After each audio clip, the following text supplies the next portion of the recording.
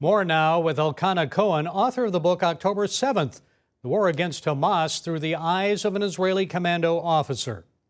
Elkana, where were you on October 7th and what was your reaction? On October 7th, I slept at my in-laws, and it was a holiday.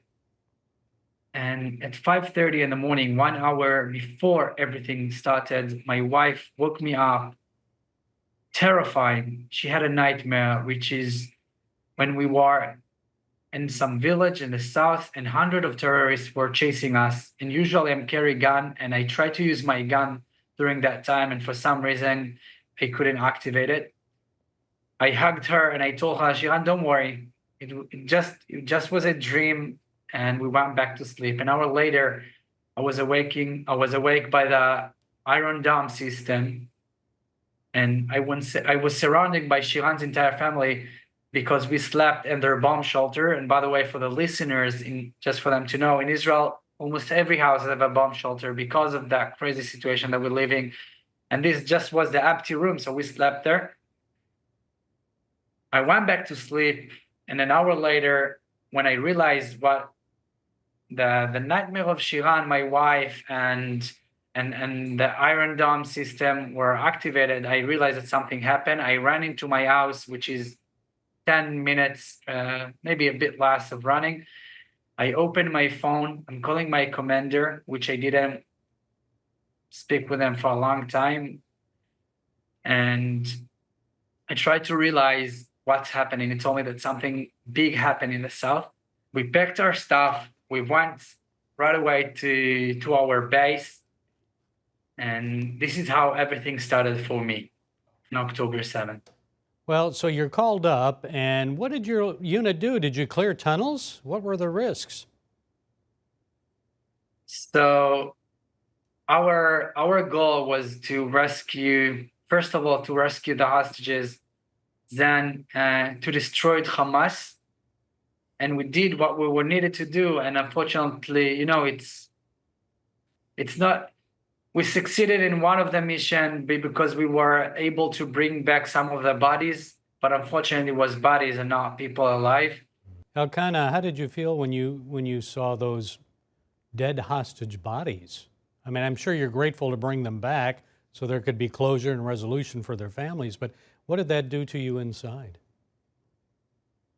So it's not just me. I think everyone who see bodies, it's bad. By the way, it's no difference between even terrorists or hostages, and especially when it's hostage and someone that you know from your own people. To see bodies, it's not something that I think normal human beings should see, and it's terrible. What was your most dangerous and anxious moment that you faced and your unit faced in Gaza? I think one of the time that was highly, I figured that we were in a highly risk situation was that we entered to one of the houses and we stopped searching for tunnels, for bombs, for everything. And we were super tired already. Finish everything you do and lay down and rest a little bit.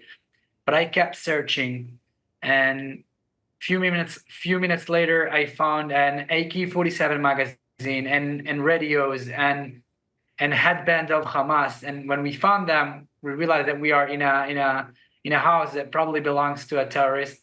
And we told everybody, all right, stand up. And we moved the bed that they were sleeping at, and we found huge bomb. It was a booby-trapped 1.5 meter missile connected into a wire that was supposed to explode when we were inside the building, and thanks God it didn't explode.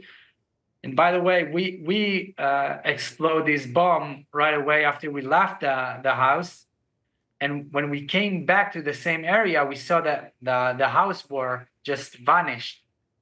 Okay, finally, I just want to ask you about Ismail Haniyeh is now dead. Yahya Sinwar has taken over the Hamas leadership. So many people believe he's still in Gaza. So why hasn't the IDF been able to find him? Wouldn't wouldn't that change everything if he were captured or killed, or wouldn't there always be someone else waiting in the wings to take over? What do you think? First of all, I'm glad that Ania was killed.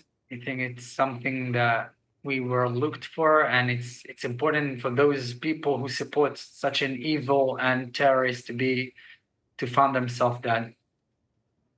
And according to your question, I also assuming that he's in Gaza, but I don't have any details about that. Hopefully, I'm really praying that the IDF will find them. And of course, there will be someone who will replace him while he's going to be dead. And still, we need to do as much as we can in order to kill those people, because those people are not just shouting for the deaths of Israel, they're shouting for the deaths of America, and they're shouting for the deaths of every normal human being who's supporting democracy and the middle and the West culture. Captain Elkana Cohen, thank you for being with us and sharing some of your experiences. Thank you. I just want to add a little bit, just on one thing. I want to thank all the Americans who are supporting us, and also the US government that support us.